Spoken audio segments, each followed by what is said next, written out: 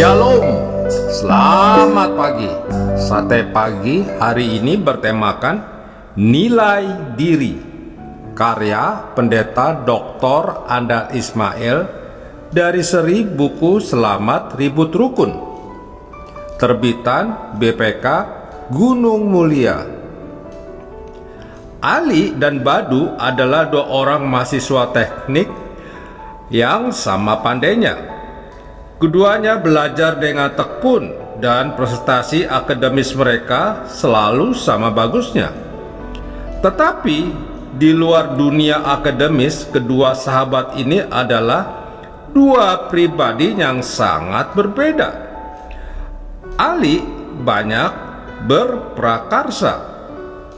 Dalam banyak hal ia menjadi pihak yang mengajak dan memimpin.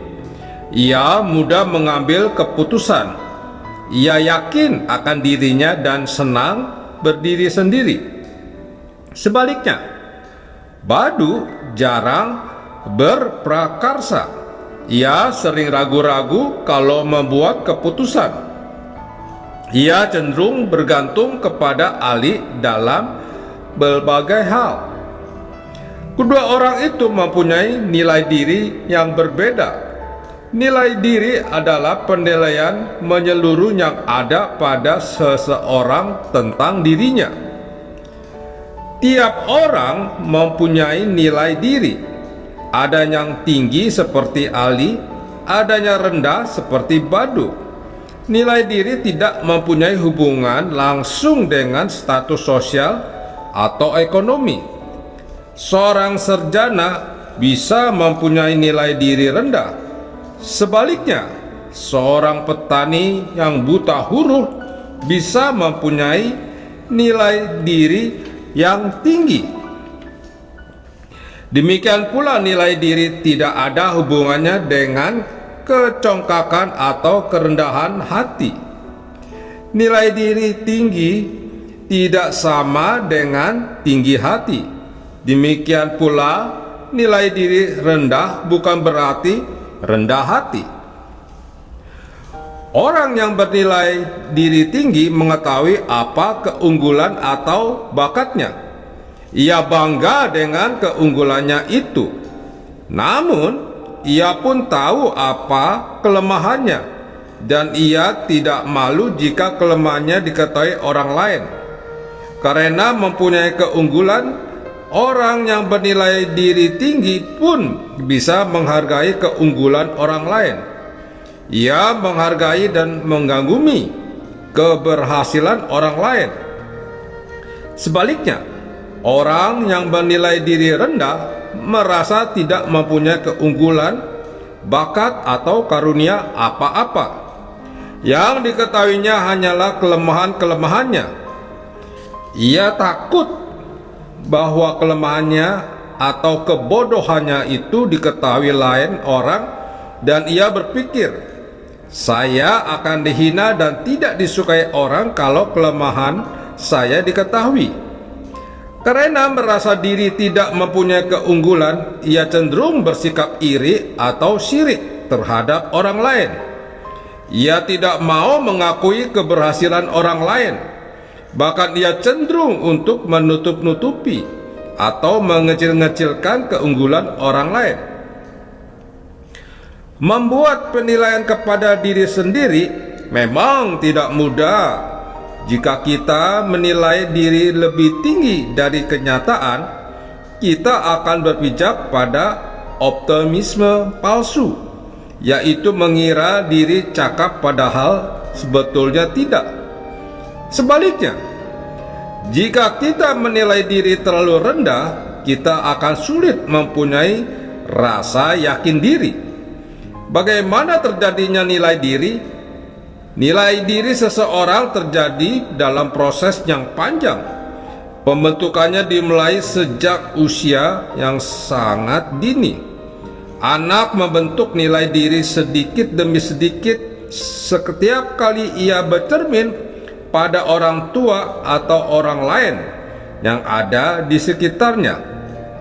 Dari masa bayi, seorang anak sudah mulai mengumpulkan kesan tentang siapa dirinya, dari perlakuan yang diterimanya. Kalau ibunya menggantikan popok dengan air muka yang jengkel, maka anak ini seperti bercermin dan melihat dirinya sebagai anak yang tidak disukai.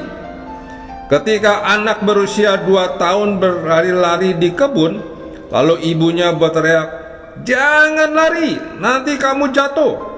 Pada saat itu anak itu seperti bercermin dan melihat dirinya sebagai anak yang lemah dan tidak cakap berlari.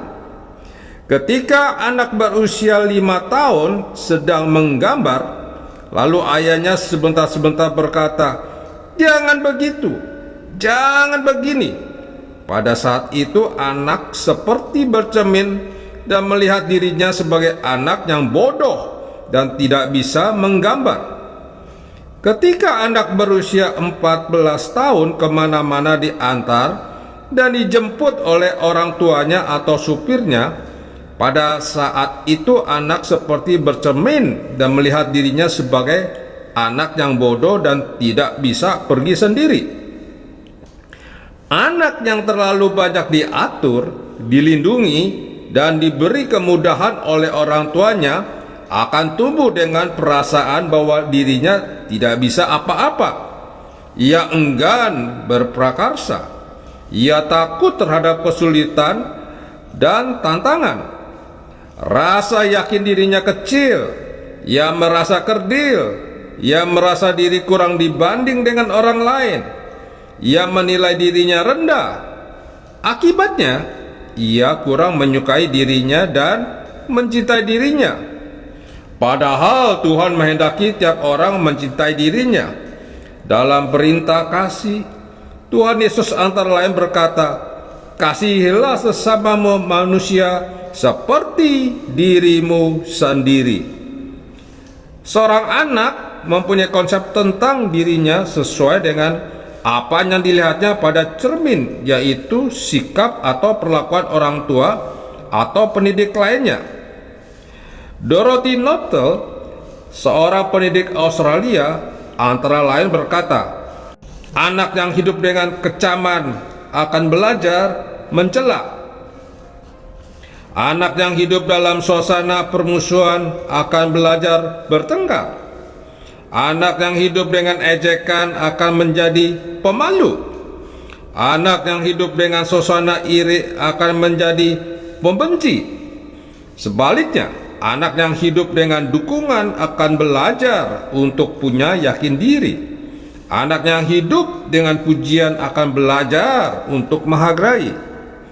Anak yang hidup dalam suasana adil akan belajar bersikap adil. Anak yang hidup dengan rasa aman akan mempunyai iman. Anak yang hidup dalam restu akan menyukai dirinya. Anak yang hidup dalam suasana diterima akan belajar menemukan kasih dalam dunia." Amin. Mari kita berdoa. Bapa Surgawi, ajarilah anak kami agar mempunyai nilai diri yang baik di dalam kehidupannya. Amin. Yesus sayang padamu.